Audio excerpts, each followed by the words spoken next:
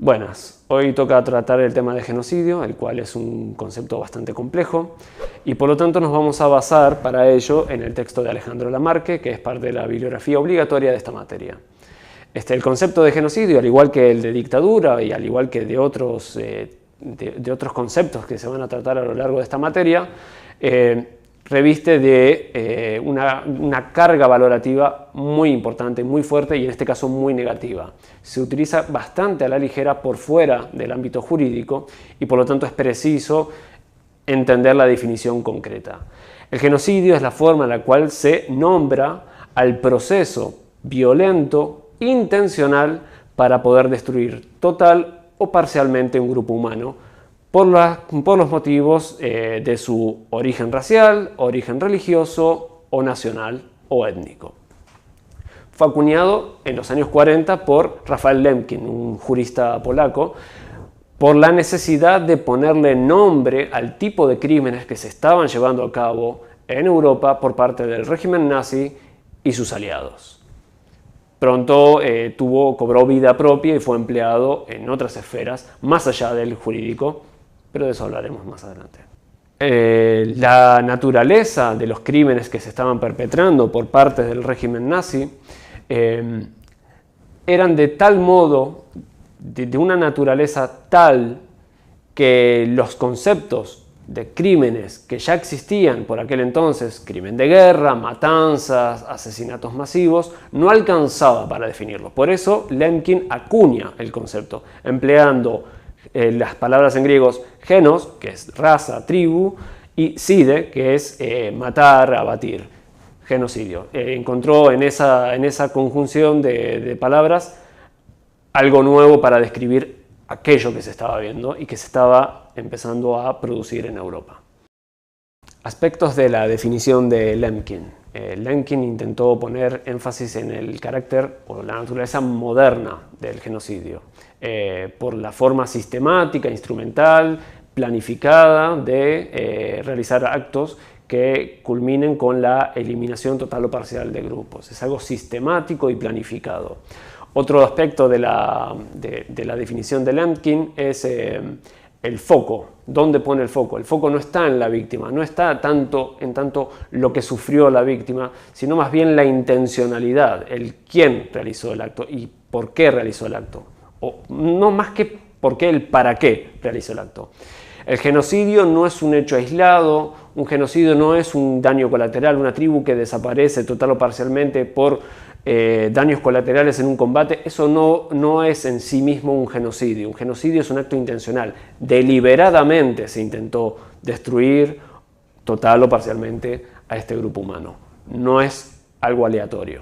Otro de los aspectos de la definición de Lemkin es definir al genocidio como un proceso. Un proceso tiene fases.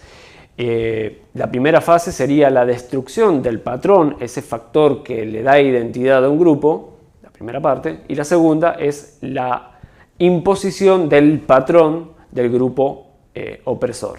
O sea, se elimina el patrón del oprimido y se instala el patrón del opresor. La eliminación física de los integrantes no es el único método, es uno de los métodos y uno de los actos que se realizan para poder concluir un genocidio. Lemkin habla de técnicas genocidas que no implican necesariamente la eliminación física del individuo. Por ejemplo, prohibir el lenguaje del sistema educativo de un grupo determinado, la destrucción de iglesias, de templos religiosos y la persecución de sus líderes religiosos no es en sí mismo un genocidio, sino uno de los múltiples actos que forman parte de ese proceso de eliminación de ese patrón del oprimido para imponer posteriormente el patrón del opresor. Los juicios de Nuremberg fueron un hito en este proceso de instalar el genocidio como un tipo de crímenes, ¿no?, dentro del mundo jurídico. Este tribunal, el Tribunal Militar Internacional, que juzgó a los jerarcas nazis, llegó a condenarlos con una sentencia de crimen contra la humanidad, además de las sentencias de crimen contra la paz y de crímenes de guerra. Ahora, lo que ocurre con esto es que si bien el genocidio fue pronunciado a lo largo del juicio en más de una ocasión, pues bueno, la sentencia fue la que fue, crímenes contra la humanidad.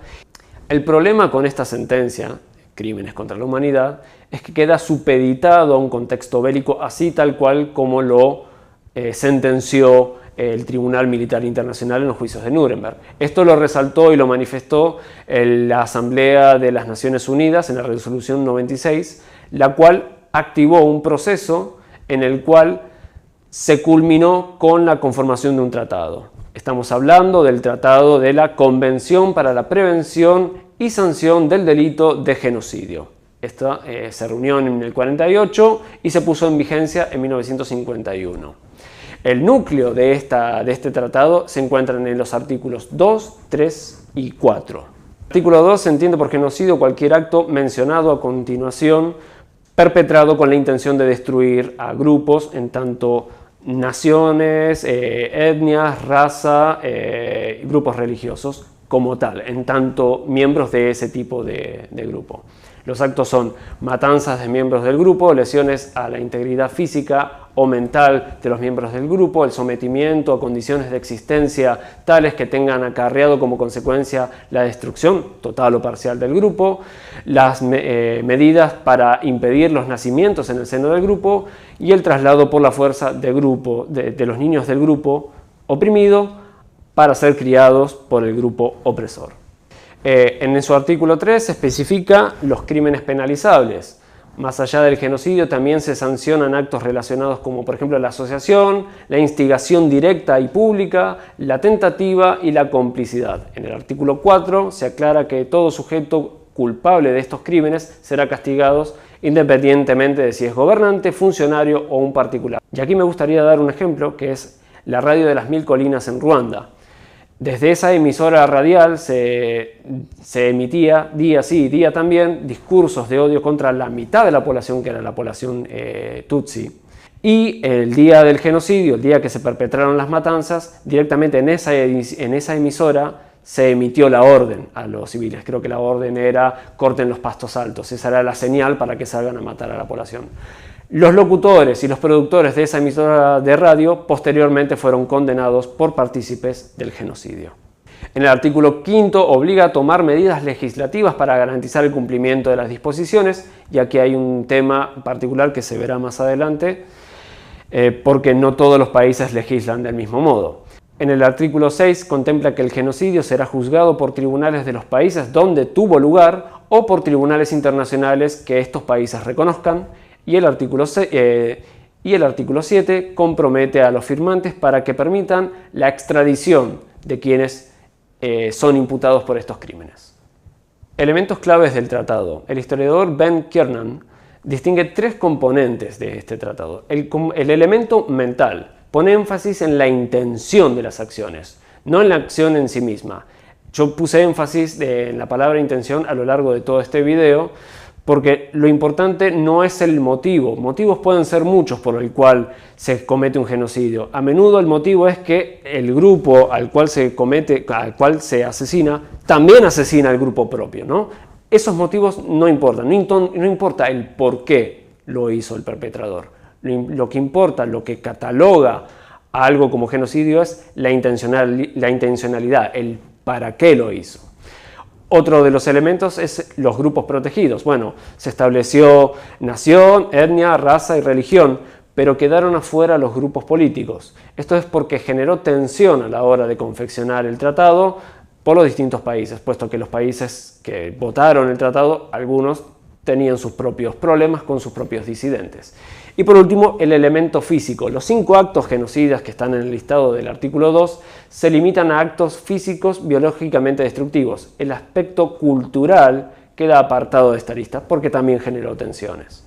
Thomas Hoffmann identifica un contraste, como les habíamos mencionado más adelante, en lo que respecta a cómo se legisla o cómo se interpreta el genocidio en las convenciones internacionales comparado con las legislaciones domésticas, o sea, cómo lo interpreta cada país. hay países que amplían la definición de genocidio y otros que los constriñen. Hay algunos, como por ejemplo Costa Rica, que excluye grupos étnicos, Nicaragua a los nacionales y Bolivia a los raciales.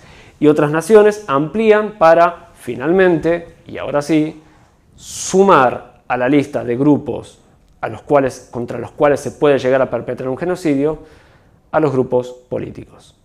Hasta aquí el video. Muchísimas gracias.